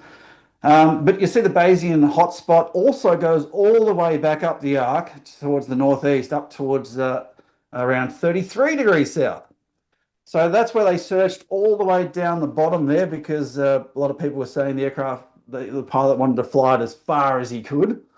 But yeah, there's struggles with fuel, and then when you look at the drift analysis, it doesn't match really well. And look at the barnacle analysis; it's actually getting too cold for those barnacles down there. So if we now go to the next one, so after they did all the searching way down south, the ATSB put out that's the one, in 2016 in their final report. They said, okay, we've searched all those areas, and this is the residual area that's left. So that's up near 33 to 36 south latitude, and you can see that. I'm sorry Yes? to pause. I'm going to go back to this. I just want to understand, just once again, non-technical guy here. Could you explain the numbers, the 10A, the 11A, the 12E, 12C, and then the blue map? From what I can understand, the orange and the yellow area is the heat map, correct? The heat map. Could you explain this to someone like me or any other viewers who are watching who don't understand this technology in a simple layman terms? What is this? Yeah, well, this is just a heat map using statistics on what's the most probable flight path. Now, as I said, of all those 7 arcs, they just go, okay, at arc 2, the aircraft could be flying an infinite number of directions, and then they just keep adding it up, arc 3, arc 4, and then it's just basically statistics, and you end up with that 38 south hotspot, but it includes it all the way back up to 36 south. And those numbers, 11A, 12A, they're just their search areas designation, what they called. That's all it is. Got it. Again, the assumption was that there's unlimited fuel, and they didn't have the drift analysis or the barnacle analysis to go with it. So it's just looking purely at statistics. So if there's assumption, wrong, then the statistics won't be right. So then when you move to the next one, this is the ATSB report in 2000. Released in October 2017 from memory. They took away all the search area, and they left with, okay, well, now the revised statistics says those little 2 areas, one outside the arc at 33 to 36 south, and one inside the arc at 33 to 36 south. So that's where they left. Now, Ocean Infinity, once they got their the contract was to search outside the arc and inside the arc. So that's those areas up there between 33 and 36 south. So if we now go to the next slide, and they searched the hijack glide scenario outside the arc. So I've just removed the outside the arc. So basically the only area left is inside the arc there, that's the accident location for a diversion to Banda Aceh with left systems inoperative, which would mean the Malaysian government would be responsible for servicing that bottle. Ocean Infinity, for some reason, has pulled the search, and they have not searched inside the 7th arc there, which is because if you're at the 6th arc at stick shaker speed, you're not going to quite make it to the 7th arc. So that 7th arc's probably in error because it was slightly in error at arc 1. So therefore, it's slightly in error at arc 7, because that's also a log-on. So that arc 7 radius is probably actually too great. So therefore, you should be searching closer to arc 6. So this is where Ocean Infinity was supposed to search, which is the accident scenario location, has never been searched. Now, when you look at the drift analysis, guess what? It matches. When you look at the barnacle analysis, guess what? It matches. Everything matches to those points for a diversion to Banda Aceh with left systems failed and still unsearched. Very interesting. Okay, since you brought up Ocean Infinity, let's talk about that. Okay, now before I do that, Captain Nik, do you have any thoughts on what Captain Turner shared on this? No, nothing at all. Too advanced for me. Too advanced for me. All No this problem. search stuff, all that. I'm sticking to what little I have said. Okay, that's fine. Okay. Then, yeah, and the follow up does not seem to jive, and too many assumptions to justify the jiving. Okay. I'm going to come back to Ocean Infinity. I have a question on debris. there's a lot of talk around the debris. We also had Blaine Gibson on the show who recovered initially the debris of MH370. Now, I'm going to start with you, Captain Nik, and Captain Turner. I'll come back to you later after Captain Nik. Nearly Yes. all recovered debris appears to be external, with the lack of internal passenger-related floating items. My question to you, Captain Nik, is do you find this lack of internal debris mystifying for a controlled landing? Oh, yeah. It indeed is. Aircraft will be blown to smithereens when it hits the surface of the water at the speed that is agreed by many people. The 777, I think that's 302 seats altogether, including the pilots and the cabin crew seats and all that. Each seats, they have this sponge seats that's velcroed to it, and this is meant to float to become flotation device, and this is certified to float for maybe 20 years over the ocean and all that. Not one piece was found, and it can float very easily. Yet flaperons and bits of the external items, which initially was the conspiracies will say planted and all this, but we'll push that aside because we know by now it's pure BS. We cannot argue with the fact that 18 of it came from the aircraft, 18 pieces, and the other maybe 10, 20 pieces were probability. So it is real, the aircraft crash, based on drift analysis, which actually I have predicted about a year. No. I think 6 months after the event, through my various interviews with our national TV, that you will find debris along the drift line. And that's for the oceanographer, the oceanic people to talk about. That's their expertise. And you'll be able to draw a reverse pattern and have a general idea where the crash should be. Now, heavy stuff like the flaperon is probably nicely sealed inside. That's why it can float. There are cavities inside. That's why it can float. And which means it is, how to say, in an impact, it will not maintain its form. That's for sure. And the engines and all that, they'll be hitting each other. I mean, I just don't want to. I cannot express more than what people normally believe. When you throw a plane into the sea, it's gonna break to pieces. I think AF447 was a good debris characteristic, if you like. And MH370 is not at all like that. And throughout the search, in the first few days, in the first few weeks, when they were searching around the so-called crash area, not one piece of debris was found. So it was, I don't think it was what we call a catastrophic arrival. I would still go on control ditching. We don't know. Maybe you see, Captain Zahari himself, being an AE, he's got all the time in the world to fool around with a real 100% FFS, full flight simulator that sits. And being an AE, he conducts base checks. And chances are he does that twice a month on other pilots. He can throw all sorts of scenarios and all that. So, and of course, there's a one chapter on how to land a plane safely in the Boeing handbook, how to ditch an aeroplane safely in the Boeing handbook. So I would still go. And it's something that even you can learn by reading the handbook, by playing with simulator, how to land nicely in the ocean, as Sadi did, even with zero power. Yes, he was lucky there were no waves. But regardless of the fact, it can be done. It has been done. I mean, one poor example is that the hijacking of the one in Comoros Island. God, what the 767? That was on video. It tried to land and then it flipped over because there was some interference by the hijackers. It was doing fine. So there are lots of examples of aircraft fairly intact. What I believe, the aircraft did break. Eventually, it broke into large pieces. There is a cabin divider that was found, along with a seat back thing for the television thingy behind the seat. And how did it come out? Well, probably the fuselage could have ruptured, like a hot dog.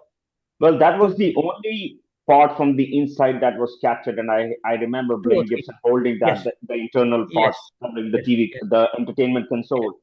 But besides that, Big there has compliments. nothing been found internally. Yes, and I must register my disappointment with the Malaysians, my fellow colleagues, for not embracing what Blaine has done, for not empowering him more, give him pittance, 200,000 US dollars as a budget to keep on looking, to do it in a strategic manner, and then secure the thing as if it is your mother's blood transfusion packet. And all this was done very casually. The French picked it up, the BA, it sat there for a while. I don't know how how the ATSB and Malaysia Airlines and the Malaysians work together, whether there's some form of urgency, get our guy to go there, verify where the place is. I do not know what the process is, but my disappointment is somehow I do not see a strong strategic effort to secure these things. And as you said, external stuff with 2 or 3 internal items that are found, which is consistent to possibly maybe a rupture of the fuselage post landing, post ditching. I mean, so Interesting. that's all I have to say on the debris thing. Sure. And Captain Peter, does your theory of a fuel exhausted, unpowered final plunge into the ocean provide a more plausible explanation for why only the external parts remain, with 2 or 3 internal parts that were found? Okay, well, first of all, yeah, there weren't only external parts. There were at least 2 there. So there was the IFE entertainment from the back of the screen that was plastic, but also the bulkhead, the cabin bulkhead on the inside was found as well. So that's pretty. The aircraft's not intact. The aircraft is split up at least into pieces.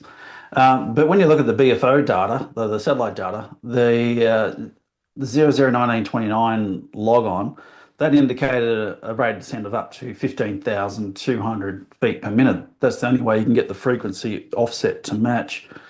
And then 8 seconds later, at 001927, that indicates a rate of descent of up to 25,300 feet per minute. Now, I don't know any particular pilot who would want to ditch an aircraft at 25,000 feet per minute. That's extreme rate of descent. So 5,000 max, but not 25,000 feet per minute rate of descent. So if the BFOs are correct, then it's out of fuel, it's out of control. Now this has happened 7 hours after IGARI. So when you look at the fuel loads and everything, it's run out of fuel. So the aircraft has flown. So basically, someone's programmed a diversion banderace, and it's just continued on and just flown by itself. And that's why it's crashed 7 hours later in the southern Indian Ocean. Now you'll probably say, well, a lot of people don't know why is the seventh actual log on from the aircraft? Well, when the right engine flames out from fuel exhaustion, there is no fuel to either engine, so both engines stop, and you lost all your envelope protections. The aircraft's now just going to bank over and go into a spiral dive. So why did the STUs power up? Well, either when you go into a dive, the right engine's spun up again and repower the generators, or the APU has got residual fuel in the fuel lines, the auxiliary power unit, because there's no transfer bus as power because both engines have failed. The APU will automatically start, and hence that will repower the left main AC bus, and hence you get the satellite log on with everyone still dead. When you look at the debris, I can't say enough about Blaine Gibson. What a champion he is. Done a lot. He's spent a lot of his own time and money and effort to go search for debris to try and bring closure to the next of kin, which is what we're trying to do here, and also to stop another accident event. Now, when you look at hypoxic events, there has already been, I can count 3 more hypoxic events since 2014. So I'm sure the families of those aircraft hypoxia events are probably a bit sad too, because if we had have resolved this back in 2014, we may have prevented those 3 other accidents of unresponsive crew. So we've got a safety issue here which hasn't been resolved, and the next of kin which haven't got closure yet. So yeah, going back to Blaine, what a legend. Wow. Okay. I have two more questions before we wrap this up. I'm going to start with Captain Peter, with you on this, and I'll come back to you, Captain Nick. I still don't understand, and I have asked this to every guest who has been on our show, the 17-minute delay in the Vietnam airspace from the Vietnam airspace air traffic controllers to go back to MH370. And second, why no intercepts were sent by the Malaysian defense minister, if I'm not mistaken. Uh, I would like to have you both chime in on this. Captain Tunnel, I'll start with you. Let's start with the Vietnam airspace, and then we'll go to the intercept part. Why no interceptors were sent? Yeah, that's a question for the Vietnamese government, the Vietnamese air traffic control. I can't answer that question.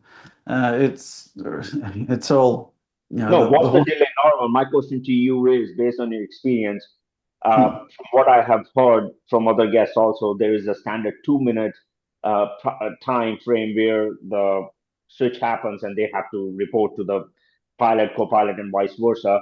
But Yeah, this was 17-minute, 15-minute delay. So based on yeah. your experience, does that sound normal to you? That's my question to you. No, it doesn't sound normal. That seems a bit excessive. So yeah, there'll be questions there, but I'm not privy to the inner workings of Vietnamese air traffic control. But as I said, the horse is already bolted. It's not going to change where the aircraft's crashed. We just need to go get Ocean Infinity, go search inside the seventh arc between 33 and 36 South, and hopefully find it. There's a contract in place so I don't know why they're not searching there, because if you find it there, you could potentially get $70 million. And if I was Oliver Plunkett or Anthony Clegg, I'd be wanting to search there, and hopefully there's no one behind the scenes stopping them search there, because not bringing closure to the families. Hmm. Captain Nick, what are your thoughts on the no interceptors being sent by your minister and Yeah, the delay in the Vietnam airspace? You were on the ground when this I was will stick happening. to that. I'm not talking about recovery and all that. I will stick Yeah. to that. Okay. Change of FIR, very normal. Call Ho Chi Minh 135.2. And then the Boy Scouts, Roger will call Ho Chi Minh at 132.2, 132.2. Not even a good night, because that's non-standard. Okay. The relaxed one, the one who flies daily, Roger, okay, 132.5, good night. Or call Vietnam 132.5, good night. Or even just good night. Because this happens all the time. Every couple of minutes, Singapore Airlines and all that, they pass through IGARI. Then that's it, done, finish. For KLATC, Kuala Lumpur ATC, Vietnam is just sitting there as per normal, expecting MH370. The guy is on the job every night. 370 is a normal flight. Sometimes it calls 5 minutes beyond the estimate, sometimes 7 minutes, sometimes 2 minutes early, depending on how you depart. It's pretty normal. So they relax, and then they say nothing's happening. They try and call, there's no sign, and they call Kuala Lumpur. Hey, buddy, where's MH370? Have you handed him over? And MH3, and then this guy said, yeah. This on the landline. Yeah. It was at this particular time. He told me he'll call you. Okay, I've got nothing from him yet. Okay, try to raise him. So Malaysian ATC will try to raise 370. At the same time, Vietnam ATC will try to raise 370. Nothing, 2-3 minutes. That took another 2-3 minutes. Then they call the aircraft around the vicinity to how they say relay transmission. So there were a couple. In fact, one of the flights passing by was going to Tokyo or something. A friend of mine, I interviewed him when he joined the airline. We spoke about it. Yeah. I tried to call, nothing, man. Nothing. TCAS, anything? Nothing. We were about 12 minutes behind. So these sort of things are happening, and the clock tick, tick, tick, tick, tick. But the delay came when they called the Malaysian ATC. Malaysian ATC called the Malaysian Airlines. Just a minute. Let me ask my gardener to turn off. Okay.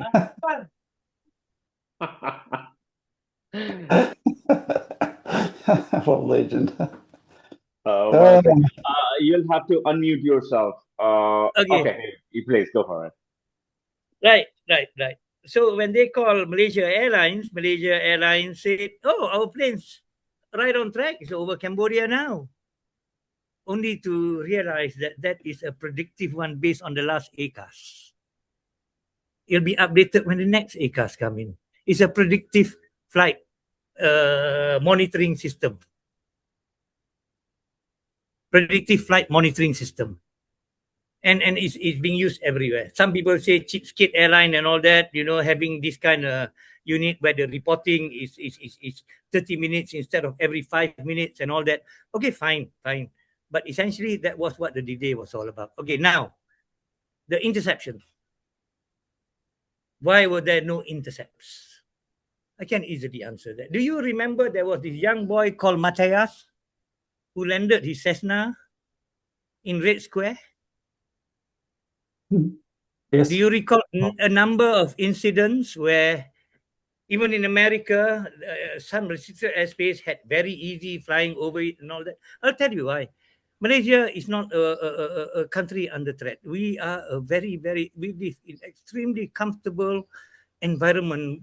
We don't hear gunshots. We don't hear anything. We don't fight with people. So we are sitting fat, dumb, and happy in a very, very relaxed environment. So even if they spot the aircraft going somewhere, they probably say, "Hey, call the boss. You want to call the boss at 2 o'clock in the morning? That looks like a flight going to Penang," and all that.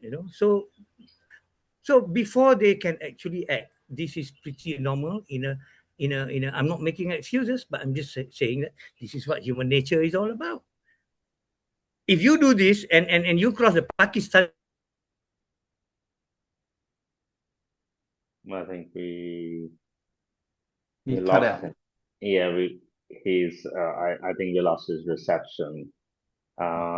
so there yeah. was no urgency with regard to interception because of all this. Okay. Final question for today. I know this has gone for way too long. You guys are busy, and I want to thank you both, first of all, for taking the time. On our last episode, I don't know, Captain Nik, can you hear us? Yes, I can. Okay, your video is frozen, so we cannot see you. It's just frozen. Yeah, I see Pete also is frozen. I can't see you as well. So it must be the reception. No problem. Okay, that's Frozen. fine. Okay. Last time when I had you on the show, you expressed disappointment with the Malaysian federal authorities on how the MH370 was handled from day one. And he also expressed disappointment of having no Malaysian official on the Ocean Infinity vessel during the search that was conducted from 2014 till the latest search. So my question here is to both of you, and any one of you can go here, is if the Ocean Infinity search remains unsuccessful, with no further searches happening, and as Captain Turner said, they should search between 33 and 36 degrees on the 7th hour. What is the most important truth the aviation community must accept? Is it an issue of failing to mandate the right technology, or a failure to recognize the fragile layers of human-machine interaction? Any one of you can go ahead, please. I mean, okay, Ocean Infinity. I mean, let's talk about the search in itself. I do not know. All we know is the deal is no fine, no pay. That's all we know. And Ocean Infinity is a commercial setup. There's nothing spiritual. There's nothing passionate about it. It's a commercial setup.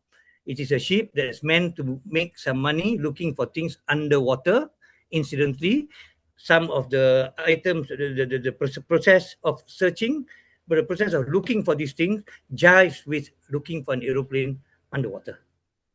Okay, I believe in Ocean Infinity had faith in all these theories, where the plane is, one engine dead, blah blah blah. So they went searching, but somewhere along the search, they kind of lost faith, I think. So they do not want to put more money into it. It is good business. Why? Ocean Infinity is using probably spare ship time. So no real cost. The ship is not doing anything. Or some of the searches are incidental to where the ship is going to do business in the next place. I.e., it was in South Africa, it needs to go to Polynesia. We can investigate all this. We can see their schedule for the year. And they can insert along the way, there is a gap of 3 months. So why don't we do this? So, and they do some calculation. And they find the actual out-of-pocket cost is actually not much. It's actually not much because aircraft is, the ship is not being used. It's going there on the way as well. Equipment we already have.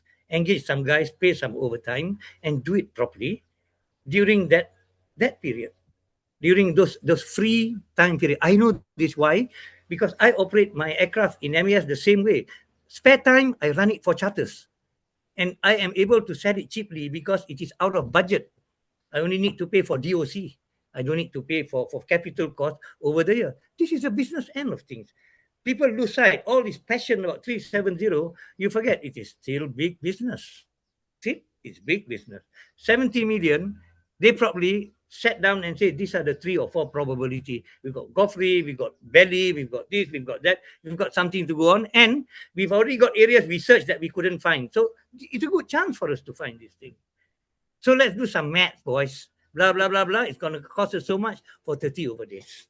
So let's try and do it. But somewhere, after they searched the second place, Bellies, they decided to just bypass what Godfrey. I mean, I know there are people who will dish Godfrey and all these people, but never mind. It's enough for Ocean Infinity to initially work on, but they did not.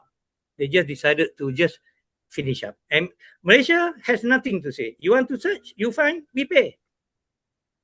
So it's not for Malaysia to insist as well. If they decide it's a no-win situation for now, maybe later, even better technology. Do remember this, AF447, they took 2 to 3 years to find the black box. And the aircraft was vomiting data right down to its point of impact. This is different, MH370. And even then, it took them years.